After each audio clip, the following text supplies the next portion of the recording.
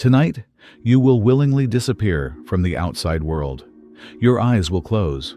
Your muscles will relax. Sounds will still reach your ears. But at some point, without noticing when, you will stop responding to almost everything around you. Hours may pass and feel like nothing. But inside your skull, the brain does not simply switch off. It changes states, reorganizes activity across billions of cells, revisits patterns connected to your day, and later becomes active enough to build an entire world inside your head. And this hidden sequence does not happen once. It repeats several times before morning. You go to bed believing the day is over. For your brain, another shift is just beginning. So what happens after you close your eyes? And why must the brain disconnect you from the world before its night work can begin? At first, you are still awake. You hear the room and feel the bed beneath you.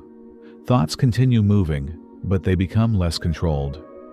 One idea drifts into another. A memory becomes an image, then a scene that never happened. This is the narrow doorway between wakefulness and sleep. Your brain still receives information from outside, but your connection to it weakens.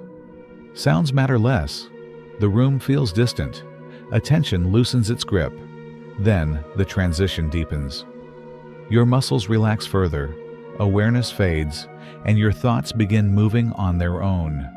You are no longer simply resting with your eyes closed. You are asleep. But sleep is not one continuous state.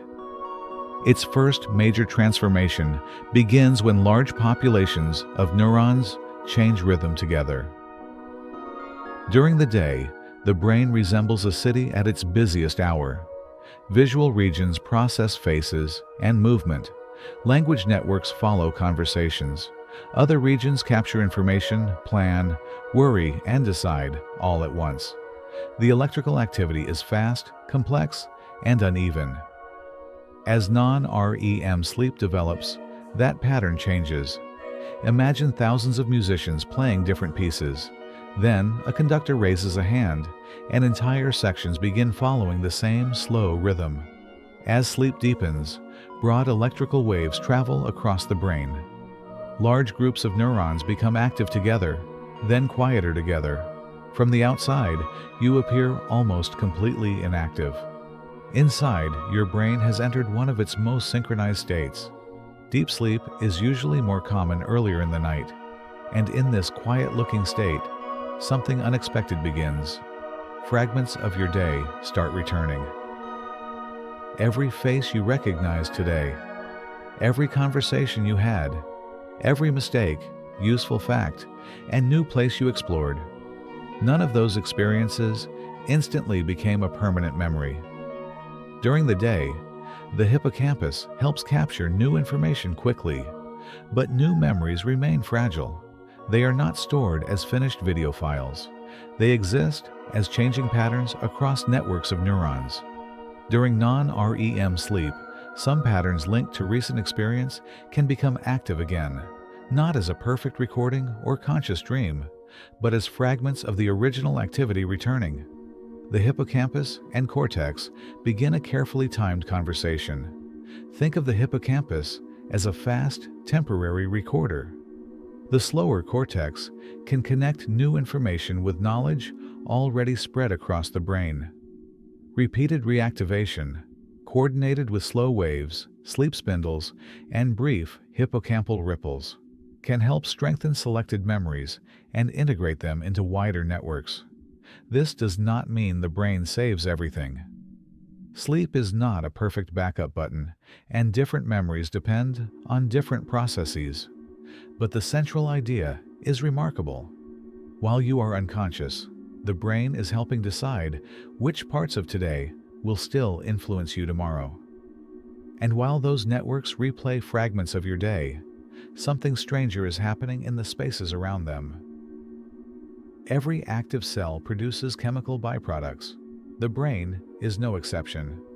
Around brain tissue, cerebrospinal fluid moves through an environment shaped by blood vessels, breathing, neural activity, and the sleep-wake cycle.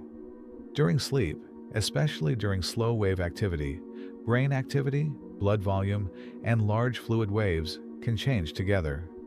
This has led scientists to investigate whether sleep creates conditions that help transport metabolic byproducts through and away from brain tissue. You may have heard the simpler claim, sleep washes toxins out of your brain. The real science is not that simple. Animal experiments and several human studies support a connection between sleep, fluid dynamics, and molecular transport. But other experiments have challenged the idea that overall clearance simply becomes faster during sleep. Researchers are still debating the roots, the best measurements, and how strongly animal findings apply to humans. So the brain is not being magically rinsed clean every night. What we can say more confidently is that sleep creates a different physical state, one in which neural rhythms, blood flow, and cerebrospinal fluid movement are reorganized.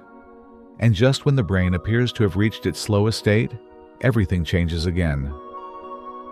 The slow waves fade. Brain activity becomes faster and more complex. Your eyes begin moving beneath closed eyelids. You have entered REM sleep. Electrical activity in parts of the cortex becomes surprisingly wake-like. Visual and emotional systems become active, and internally generated images can feel completely real. But your body is placed under different rules. Circuits in the brainstem suppress most major voluntary muscle movement. You continue breathing, your eyes move, and small twitches may break through.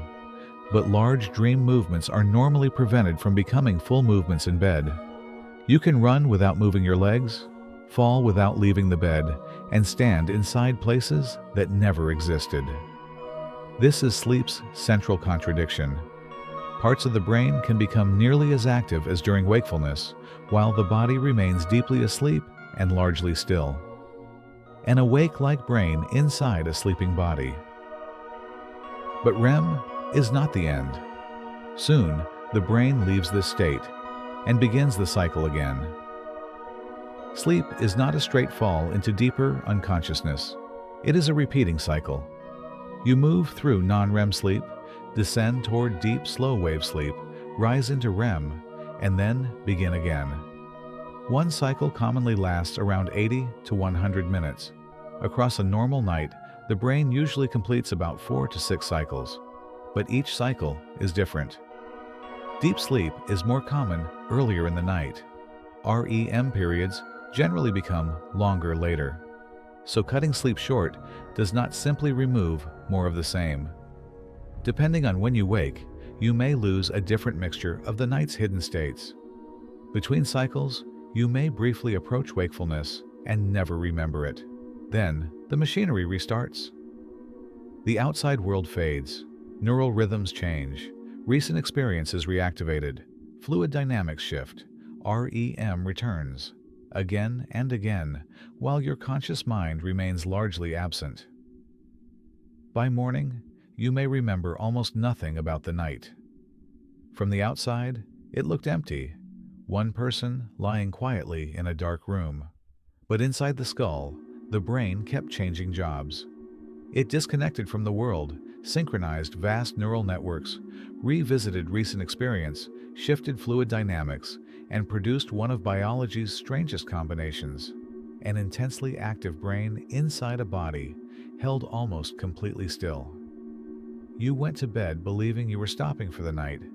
Your brain had only begun another shift. And the most mysterious part of that shift is the world it creates inside your head. Why does the sleeping brain generate dreams? Why can imaginary places feel real? And why do some dreams disappear within seconds, while others remain for years? In the next episode, we enter the dreaming brain and ask why it creates realities that never happened.